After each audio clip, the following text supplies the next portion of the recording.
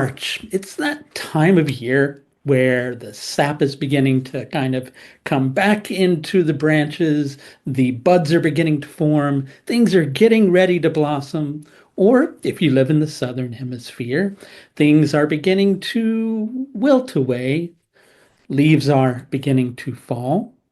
And in either instance, we're dealing with a period of change. We're dealing with the concept of vitality. And these are really key Venus oriented themes. And so, what a perfect time of year for Venus to shift into its retrograde motion, as it will be doing for the next several weeks up until the 13th of April. Venus rules the virya in the body. Virya is the body's vitality.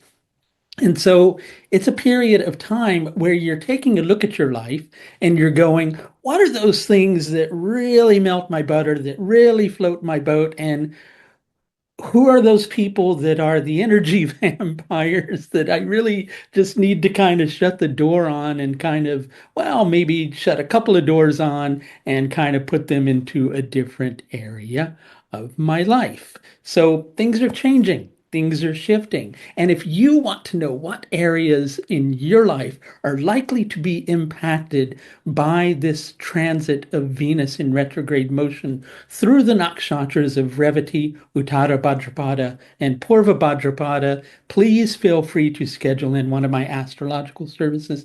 You can do that at the link that you see above. In either instance, these are the key themes that you're likely going to be looking at in the coming weeks. Do the things and the people that are in your life enrich enjoyment, or do they add to your misery? The actions that you take in your life, do you value yourself through your actions? Do you give yourself healthy self-esteem, or are you devaluing yourself? And how can you do even better than before in either instance to allow more pleasure into your life?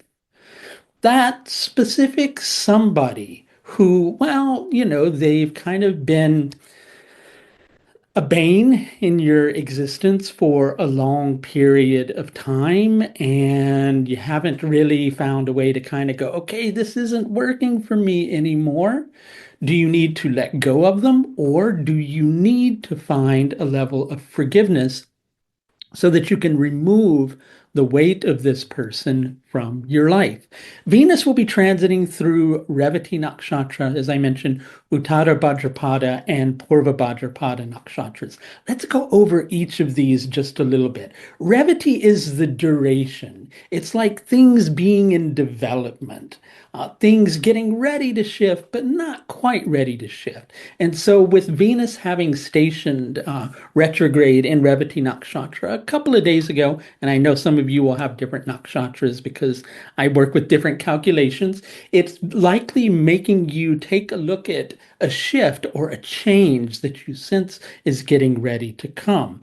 And as Venus then begins to shift back into Uttara Bhadrapada Nakshatra, it involves you taking a look at yourself, maybe those things where you have behaved in, I guess the phrase I would want to use is quite an ignorant way towards yourself or towards another, manners in which you have devalued yourself in your own relationship with yourself, or how you may be devaluing a particular relationship in your life. And then as Venus begins to shift back into Purva Bhadrapada, it's going to kind of make you get into a position where maybe there'll be a little more frustration than usual that you've allowed these things to happen. But you're setting the pace for the coming months, April, May, and June, so you can begin to shift into a new chapter of your life. Right now, it's just a matter where things are up for review. You're likely going to be looking at your beliefs around pleasure. Do you feel that you deserve pleasure? Do you feel that you deserve happiness? Do you feel that your life should have more passion in it? I think you know that the answer to these is yes in every single instance. You deserve to structure your life so that it has more pleasure, so that you know you're able to find greater levels of enjoyment. And Venus rules all things that are natural. And so quite often you'll find that a lot of the enjoyment that you're kind of shirking out of your life relates to things where you could more simply enjoy the simple pleasures of life rather than overlooking them or ignoring them. And in those particular people where your relationship might be up for review, maybe you're being asked to take a look at some of the simple wonderful things that they've brought into your life. And if they've kind of been, as I mentioned before, a bane to your existence, then taking a look at, well, maybe that's a mistake that anybody could make. By the time these planets enter Purva Bhadrapada Nakshatra for the last couple of weeks, I should say Venus enters Purva Bhadrapada, but we've got Mercury retrograding along with Venus for several of those weeks. And so it's got you reflecting on all of these things. Mercury won't make it back quite as far as Purva Bhadrapada Nakshatra, but Venus will. And so those areas where you've been getting frustrated with a specific somebody in your life, Purva Bhadrapada relates to the concept of looking at the fact that on a certain level, we all have two sides. There's a light and a dark that dwells within each of us. Quite often, we're not aware of our quote unquote shadow side and we project it onto other people. So it may be a case of looking at the simplicity of this because about the time that Venus kind of tracks back into Purva Bhadrapada, it's also going to be going over Rahu. And Rahu Venus conjunctions make us take a look at whether our expectations are a little too high. In some instances, that may be the case. In either instance, you deserve to structure your life going forward so that you can allow more pleasure, allow more enrichment, and allow more of the good things in life. But you need to take a look in the coming weeks at how the person who has been blocking all of these things from existing in your life is really not this person or that person. It's really you. The responsibility ultimately lies with you.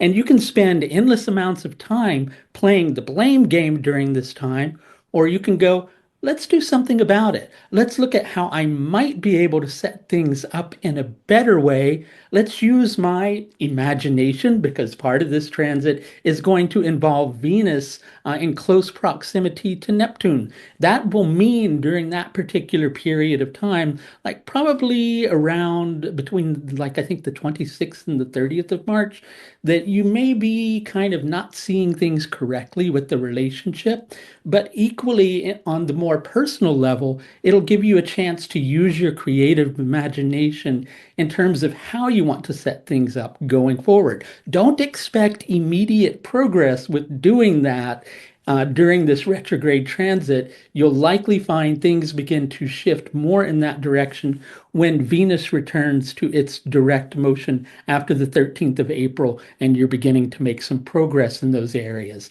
In either instance, the themes to look out for are energy. Who enriches your energy? Who brings more pleasure to your life? Who do you really feel needs to kind of, for lack of a better way to put it, wilt away into the background? Are you valuing yourself through your actions? Are you devaluing yourself? Do you hold yourself in esteem? Do you hold yourself in a lack of self-esteem? You need to work on all of these particular areas in the coming weeks. If you could use a little bit of help with that particular process, again, I do offer several different levels of astrological service where you can find out all about this Venus retrograde transit in relation to your horoscope at the link that you'll see above. That's going to do it for this look at Venus's retrograde transit through Revati, Uttara Bhadrapada, and Purva Bhadrapada, all the way up until the 13th of April, when Venus will station and turn direct. Until next time, my friends, please do take the very best care of yourself. Bye now.